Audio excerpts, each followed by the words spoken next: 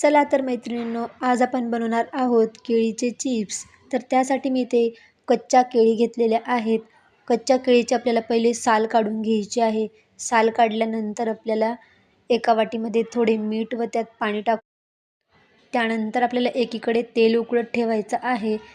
तेल तापल्यानंतर त्यात आपल्याला लांब किंवा गोल अशा आकारात आपल्याला चिप्स बनवून टाकायचे आहे व तेलातच आपल्याला थोडं थोडं मिठाचे पाणी टाकायचे आहे. तळताना ही ट्रिक जर वापरून बघितली तर तुमचे वेफर अगदी कुरकुरीत होतील, नरम अजिबात होणार नाही. तर अशा पद्धतीने तुम्ही करून बघा. अगदी खूप छान झालेले आहेत वेफर. जसे असे वेफर जर तुम्ही घरी बनवून बघाल तर बाहेरचे वेफर विसरूनच जाल. एकच नंबर झालेले आहेत. तुम्ही बघू शकतात. खूप कुरकुरीत असे झालेले आहेत. चला तर व्हिडिओ आवडला असेल तर एक लाईक करा, शेअर करा.